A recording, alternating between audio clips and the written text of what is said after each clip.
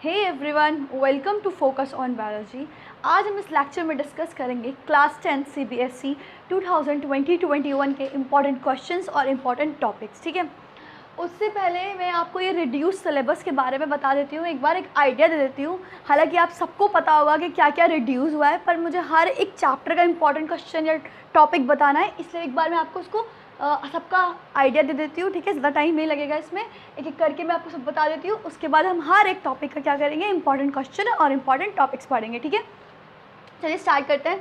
देखिए, आपके सिलेबस में 5 यूनिट थी जो कि अभी भी हैं, लेकिन जो चैप्टर्स थे वो टोटल कितने थे, 16 चैप्टर्स थे। ठीक है, उसमें से 4 चैप्टर्स क्या हो गए हैं, डिलीट हो गए हैं। अब आपके पास पढ़ने के लिए कितने चैप्टर्स हैं, सिर्फ 12 चैप्टर्स हैं। ठीक है, तो अगर हम बात करें यूनिट फर्स्ट की, chemical substance nature and behaviour की, तो उसमें एक चैप्टर था केमिकल रिएक्शन इक्वेशन जो कि अभी भी है, एसिड बेस एंड सॉल्ट्स वो भी है, और जो थर्ड चैप्टर था मैटर्स एंड नॉन मैटर्स, उसमें से कुछ टॉपिक्स डिलीट हो गए हैं। ठीक है, वो आपको तो पता ही होगा कौन कौन से टॉपिक्स डिलीट हो गए, आप लोगों ने चेक तो कर ही लिया होगा। ठीक है, कार्बन एंड इट्स कंपाउंड, उसमें से थोड़े टॉपिक्स डिलीट हुए हैं, और जो पीरियोडिक क्लासिफिकेशन ऑफ एलिमेंट है वो एज इट इज़ पूछा जाएगा। ठीक है, उसके बाद आता है हमारी second unit word of living, उसमें आता है हमारे life process, control and coordination, how do organism reproduce and heredity and evolution. ठीक है, तो देखिए लाइफ प्रोसेस तो एज इट इज़ पूछा जाएगा, इसमें से कुछ भी डिलीट नहीं है। पर जो सबसे डिफिकल्ट चैप्टर था, जो बच्चों को लगता था ना कंट्रोल एंड कोऑर्डिनेशन, वो पूरी तरीके से डिलीट हो चुका है आपके सिलेबस में से। ठीक है, उसके बाद आता है हमारा हाउ टू ऑर्गेनिज्म रिप्रोड्यूस, ये भी हमारा एज इट इज़ पूछा जाएगा एग्जाम में। और उसका जो हेरिडिटी और इवोल्यूशन वाला पार्ट है, उसमें से हेरिडिटी तो पूरा है। ठीक है, उसमें जो इवोल्यूशन वाला पार्ट है वो डिलीट हो गया है। ठीक है, उसके थर्ड यूनिट पे आते हैं नेचुरल फिनोमेना। ठीक है, उसमें जो ह्यूमन आई वाला क्वेश्चन था वो पूरा डिलीट हो गया है। सोचिए आप लोग कितने लकी हैं, जितने भी डिफिकल्ट चैप्टर्स थे वो सब जो है डिलीट हो गए हैं 2021 के लिए। ठीक है, उसके बाद आता है हमारा लाइट रिफ्लेक्शन एंड रिफ्रैक्शन जो कि एच पूछा जाएगा। उसके बाद आता है हमारा unit fourth effects of current, इसमें आती है electricity and magnetic effects of electric current. ठीक है, तो इलेक्ट्रिसिटी एज इट इज पूछा जाएगा, और magnetic effects of electric current में से कुछ टॉपिक्स क्या हो गए, डिलीट हो गए। ठीक है, उसके बाद आते हैं हमारे unit fifth, that is natural resources, उसमें से जो सोर्स ऑफ एनर्जी है वो पूरा का पूरा डिलीट हो चुका है। आवर एनवायरनमेंट पूरा पूछा जाएगा, एज इट इज पूछा जाएगा। और जो हमारा लास्ट चैप्टर है मैनेजमेंट ऑफ नेचुरल रिसोर्सेज, ये आपके इंटरनल एग्जाम्स में पूछा जाएगा। ठीक है, हो सकता है आपके टीचर इससे रिलेटेड कोई असाइनमेंट दे दें या प्रोजेक्ट दे दें, मतलब तो आपके इंटरनल एग्जाम्स पे इसमें पूछा जाएगा। ठीक है, तो ये रहे हमारे चैप्टर्स जो कि डिलीट हो गए। आई नो आपके पास सबके पास होगी इसकी लिस्ट कि क्या क्या टॉपिक्स किस किस चैप्टर्स में डिलीट हुए हैं, बट अगर किसी के पास नहीं है तो उस पेज को मैं स्क्रीन पे शेयर कर देती हूँ, आप उसका स्क्रीनशॉट ले सकते हैं। ठीक है, चलिए फटाफट से अपनी वीडियो स्टार्ट करते हैं। ठीक है, तो मैं आपको हर एक चैप्टर में इंपॉर्टेंट टॉपिक्स और क्वेश्चन बताऊंगी, और ये जो टॉपिक्स मैंने सेलेक्ट किए हैं ये प्रीवियस ईयर क्वेश्चन पेपर के एनालिसिस पे हैं। ठीक है, तो आपको ये सब पढ़ना है। देखिए, ये जो वीडियो अपलोड हो रही है वो सितंबर के मंथ में हो रही है, तो अगर आप अभी इस वीडियो को देखते हैं तो आपके पास सफिशिएंट टाइम है, आप इन टॉपिक्स को बहुत अच्छे से कर सकते हैं, और बाकी जो एनसीईआरटी बची है उसको आप ऐसे रीड कर सकते हैं। पर कोई बच्चा अगर इसको एंड में देखता है, मतलब जब एग्जाम्स में 1 महीना या 15 दिन रह गए या आप दिसंबर जनवरी में जाके ये वीडियो देख रहे हैं, तो आप अगर कुछ भी नहीं कर पा रहे हैं तब आप इन सारे टॉपिक्स को प्लीज़ मत स्किप कीजिएगा, वरना आप बहुत सारे मार्क्स लूज़ कर सकते हैं। ठीक है, चलिए स्टार्ट करते हैं।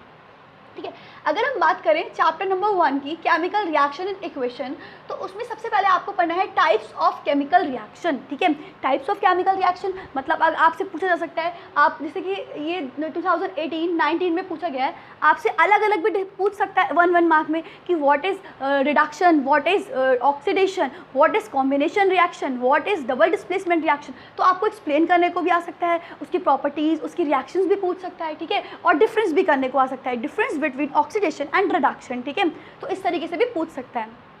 उसके बाद आती है हमारी डेफिनेशन ऑफ कोलिजन और रेसिडिटी। बस आपको इसमें कुछ नहीं करना है, आपको हल्की हल्की दोनों की क्या है डेफिनेशन लर्न करना है। हो सकता है 1 मार्क में इसकी डेफिनेशन पूछ ले। ठीक है, तो आपको इस चैप्टर में इतना करना है। उसके बाद आता है हमारा chapter number 2 acid base and salt. देखिए, सबसे पहले तो जो चैप्टर का नेम है वो तो आपको बहुत अच्छे से आना चाहिए। ठीक है, तो पहला क्वेश्चन तो इसमें सबसे इंपॉर्टेंट क्वेश्चन यही बनता है, difference between acid based and salt. ये पूछ सकता है, या डिफरेंस बिटवीन एसिड बेस या difference between acid and salt. ठीक है, तो अगर आपसे ऐसा कुछ क्वेश्चन पूछे तो एटलीस्ट आप मिनिमम 3 पॉइंट तो सब में मतलब जो है प्रिपेयर किएगा। ठीक है, उसके बाद आपका देखिए डिफरेंस आपका 2018 और 19 में भी पूछा गया है, ठीक है। तो उसको बिल्कुल भी स्किप नहीं करना है, वरना आप बहुत सारे मार्क्स लूज़ कर देंगे, ठीक है। अगर सपोज़ ये करिए आपके जो है आपके ये 3 नंबर पे पूछा गया है तो आपको 6 पॉइंट्स लिखने हैं, ठीक है। अगर आपके 2 मार्क्स में कोई क्वेश्चन पूछा गया है, जैसे कि 2 मार्क्स में आपसे पूछा है कि difference between acid, base and salt, ठीक है, तो आपको क्या करना है, 2 मार्क्स में पूछा गया है तो आप उसके 4 पॉइंट लिखेंगे, मतलब जितने मार्क्स में पूछा गया उसके डबल आप पॉइंट लिखेंगे, ठीक है। उसके बाद आता है pH scale, explain its importance of pH in everyday life, ठीक है। देखिए खाली ये भी पूछ सकता है पीएच स्केल, ठीक है, तो 1 मार्क में तो आपको इसके बारे में पता होना चाहिए, एटलीस्ट डेफिनेशन तो आपको सबके पता होना चाहिए। उसके बाद आपसे ये पूछ सकता है explain is importance of pH in everyday life, ठीक है, ये भी पूछ सकता है साथ में। और हो सकता है 3 नंबर में पूरा पूछ ले, ठीक है, what is pH scale and explain its importance of pH in everyday life, ठीक है। तो आपको पूरे तरीके से इसको प्रिपेयर करना, और जितना एनसीईआरटी में लिखा उतना सफिशिएंट है, आप उसको ही पढ़ेंगे, ठीक है। उसके बाद आता है chemical salts and there uses, ठीक है, तो आपको केमिकल सॉल्ट्स पढ़ना है, उसके यूजेस पढ़ना है, जितने भी एनसीईआरटी में दे रखे हैं आपको बस उतना पढ़ना है, ठीक है, बाहर कुछ भी नहीं देखना है, उतना तो आपको आना चाहिए एटलीस्ट, ठीक है। उसके बाद और इसमें आपके कोई भी पूछ सकते हैं, जैसे बेकिंग सोडा का फॉर्मूला पूछ लिया, या आपको बेकिंग सोडा का फॉर्मूला लिख के दे दिया कि ये किसका फॉर्मूला, ऐसे पूछ सकते हैं, ठीक है। तो इसलिए आपको अच्छे पता होना चाहिए, वॉशिंग सोडा, ये सब चीज़ें आता है। उसके बाद आता है प्लास्टर ऑफ पेरिस, ठीक है, प्लास्टर ऑफ पेरिस का फॉर्मूला पूछ सकते हैं, साथ में जिप्सम कैसे प्रिपेयर हुआ, ये सब पूछ सकते हैं ना। तो आपको 1 मार्क में अगर ये छोटे छोटे डेफिनेशंस भी आप नहीं मतलब कर पाएंगे तो ठीक नहीं रहेगा, इसलिए आप इसकी डेफिनेशन भी प्रिपेयर किएगा, ठीक है। उसका चैप्टर नंबर 3 आता है मेटल्स एंड नॉन मेटल्स, और ये जितने भी टॉपिक्स मैंने डिसाइड किए आपके रिड्यूस सिलेबस के अकॉर्डिंग है, ठीक है। हाँ, तो फिर 3rd चैप्टर आता है मेटल्स एंड नॉन मेटल्स, ठीक है। तो उसमें सबसे पहले तो आपके मेटल्स एंड नॉन मेटल्स के डेफिनेशन ही बनती है, वो तो आपको अच्छे से आना चाहिए, एग्जाम्पल्स आना चाहिए, ठीक है। तो इसकी और इसमें इसकी प्रॉपर्टीज़ भी पूछी जा सकती है, और सबसे मेन क्वेश्चन तो डिफरेंस पूछा जाएगा, ठीक है। तो मैंने आपको क्या बताया, अगर वो 3 मार्क में पूछा जा रहा है तो आप 6 पॉइंट लिखेंगे, अगर 2 मार्क में पूछा जा रहा है तो आप 4 पॉइंट लिखेंगे, ठीक है। तो आपका ये पहला क्वेश्चन तो यही बन गया ना, difference between metals and non metals. तो उसका एक पॉइंट में तो आपकी उसकी डेफिनेशन ही हो गई, एक पॉइंट में एग्जाम्पल हो गया, एक पॉइंट में आप उसकी प्रॉपर्टीज भी लिख सकते हैं, ठीक है। उसके बाद आता है रिएक्शन ऑफ मेटल्स, ठीक है। तो रिएक्शन ऑफ मेटल, अगर हम मेटल की रिएक्शन वाटर या ऑक्सीजन या किसी एसिड से कराएंगे तो क्या कंपाउंड फॉर्म्ड होगा, आपसे ही पूछ सकता है। जितनी भी एनसीईआरटी में आपकी रिएक्शन दी है उसको एक बार प्रैक्टिस कर लेना, ठीक है। उसके बाद आता है, और ये देखिए ऐसा वाला ये जो क्वेश्चन है 2019 में आपसे पूछा गया है कि किस किस से रिएक्शन, इसलिए जितनी भी एनसीईआरटी में रिएक्शन से आपको आनी चाहिए, प्रैक्टिस कर लीजिएगा। उसके बाद आता है रिएक्टिविटी सीरीज़, आपके एनसीईआरटी में बहुत सुंदर सी एक टेबल बनी है रिएक्टिविटी सीरीज़ की, तो आप प्लीज़ उसको एक बार ज़रूर देख लीजिएगा। पूछ सकता है ना कि हाइड्रोजन, कॉपर, इनमें से कौन ज़्यादा रिएक्टिव है, इस तरीके से क्वेश्चन जो आपसे पूछ सकते हैं, तो इसलिए आपको पता होना चाहिए। उसके बाद आता है chapter number 4 that is carbon and its compound. तो उसमें पहला टॉपिक जो आपको पढ़ना है वो है एलोट्रॉप्स ऑफ कार्बन, ठीक है। एलोट्रॉप्स ऑफ कार्बन क्या क्या, जैसे कि हो गया ग्रेफाइट, डायमंड, ठीक है, तो उसकी कुछ कुछ प्रॉपर्टीज़ ये सब आपको पता होना चाहिए। और वर्सटाइल नेचर ऑफ कार्बन, ऐसा क्या इसका नेचर है जो कार्बन को सबसे डिफरेंट एलिमेंट बनाता है, तो उसके कुछ जितने भी आपके पॉइंट्स एनसीईआरटी में दे रखे हैं उतने आपको पता होना चाहिए। उसके बाद आती है होमोलोगस सीरीज और उसके एग्जाम्पल, ये तो सीधा सीधा 3 मार्क में क्वेश्चन पूछा जाता है, ठीक है। तो आपको क्या करना है, इसको अच्छे से याद करना है, उसके साथ विद एग्जाम्पल, ठीक है। ऐसे भी पूछ सकते हैं, एक्सप्लेन कर सकते हैं, या define homologous series with help of example, ठीक है। तो आपको अच्छे से आना चाहिए। नेक्स्ट चैप्टर है हमारा chapter number 5 that is periodic classification of element, ठीक है। तो इसमें से जो early attempts in the classification of element है, देखिए 2018 में सीधे सीधा 5 मार्क का क्वेश्चन है। जितने भी आपके मैंडलीफ की पीरियोडिक टेबल है, जितने भी आपके डॉबलेट्स हैं, ये जितने भी ये सब है ना, तो आपको अच्छे से एक बार एनसीईआरटी से पढ़ लीजिएगा। इससे जो है सीधे 5 मार्क का क्वेश्चन आता है, और उसमें तो काफ़ी सारा लिखना भी होता है ना, तो इसलिए इतना तो आप प्रिपेयर किएगा कि आप पूरा 5 मार्क का लिख सके, ठीक है। उसके ट्रेंड्स पढ़ना है आपके पीरियोडिक टेबल के, जैसे कि एटॉमिक साइज जो है किधर इंक्रीज़ हो रहा है, किधर डिक्रीज़ हो रहा है, लेफ्ट टू राइट जाने पे वैलेंसी में जितना भी वैलेंसी किधर इंक्रीज़ हो रही है, डिक्रीज़ हो रही है, ये सब आपको ट्रेंड्स में पता होना चाहिए। और फिर उसके बाद ये देखिए कितना इंपॉर्टेंट क्वेश्चन है, मॉडर्न पीरियोडिक टेबल 2017, 2018, 2019 में ये 5 मार्क में पूछा जाता है कि मॉडर्न पीरियोडिक टेबल किसने दी, ये सब आप जितने भी आपके प्रॉपर्टीज़ है सब आप अच्छे से पढ़िएगा, ठीक है। उसके बाद आते हैं अपनी बायोलॉजी पे, ठीक है, जिसका चैप्टर नंबर 6 है लाइफ प्रोसेस। देखिए ये तो बहुत इंपॉर्टेंट टॉपिक है, मतलब टॉपिक है, चैप्टर है, इसमें से आप एक टॉपिक भी स्किप नहीं कर सकते। अगर आपने एक भी टॉपिक स्किप कर दिया ना तो आप सीधे 5 या 3 मार्क्स लूज़ कर देंगे, क्योंकि इसमें से बहुत बड़े बड़े क्वेश्चन बनते हैं, ठीक है। तो ऑलमोस्ट चैप्टर कवर है, इस चैप्टर में तो आपको एक भी पॉइंट नहीं छोड़ना है, ठीक है।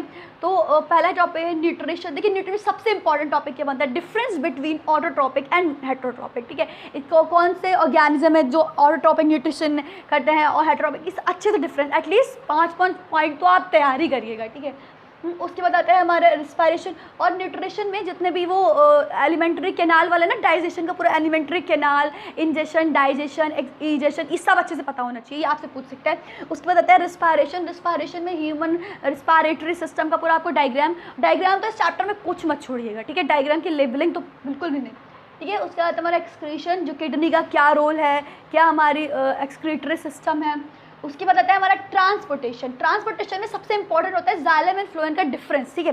तो ये ज़रूर पूछ सकता है। देखिए अगर कुछ पॉइंट्स आपको ना मिलें, मतलब बहुत सारे एनसीईआरटी में ऐसे होते हैं ना टॉपिक्स जिसमें नहीं मिलते, तो आप तो नेट भी यूज़ कर सकते हैं या किसी यूट्यूब की लेक्चर से आप देख सकते हैं। लेकिन जितने तो एटलीस्ट आप जितने भी मार्क्स का पूछिए जो मैंने बताया ना, उसके अकॉर्डिंग आप लिखेंगे।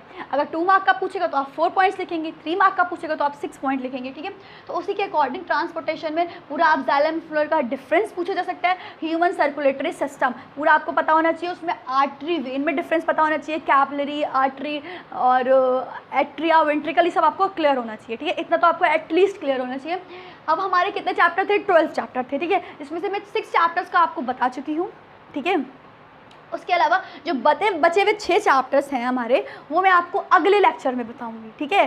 तो नेक्स्ट लेक्चर में बताऊंगी मैं आपको इसके बारे में। और रही बात इस चैप्टर, तो प्लीज़ इस टॉपिक को आपको स्किप नहीं करना है। जितने भी टॉपिक मिलते हैं एटलीस्ट आपको इतने तो पढ़ना ही है, और अगर आप पूरा पढ़ते हैं तो बेस्ट है, ठीक है। लेकिन इतने टॉपिक्स तो आपको किसी भी हालत में स्किप नहीं करने हैं। आप बोर्ड्स के एग्जाम के लिए प्रिपेयर कर रहे हैं तो इतने टॉपिक इस चैप्टर के, तो आप वैसे भी ये वो टॉपिक्स हैं जो प्रीवियस ईयर क्वेश्चन में, प्रीवियस ईयर एग्जाम में पूछे गए हैं। तो ऑब्वियस सी बात है ना, तो एग्जाम में वही क्वेश्चन उसी के अकॉर्डिंग क्वेश्चन बनाता है। तो इसलिए प्लीज़ इन टॉपिक्स को बिल्कुल भी स्किप नहीं करिएगा और इसको ध्यान रखना। और अगर आप ये पढ़ लेते हैं, आप अच्छे से, बहुत अच्छे से प्रिपरेशन कर रहे हैं स्टार्टिंग से, तो अपनी एक बार एनसीईआरटी को भी रीड करते चलना साथ में। और अगर आप कुछ नहीं कर पाते तो एटलीस्ट इतना तो आपको करना है। बाकी के बचे हुए 6 चैप्टर में अगले लेक्चर में डिस्कस करूँगी, ठीक है। अगर आपको मेरा वीडियो पसंद आया तो please like and share my channel. Thank you for watching this video.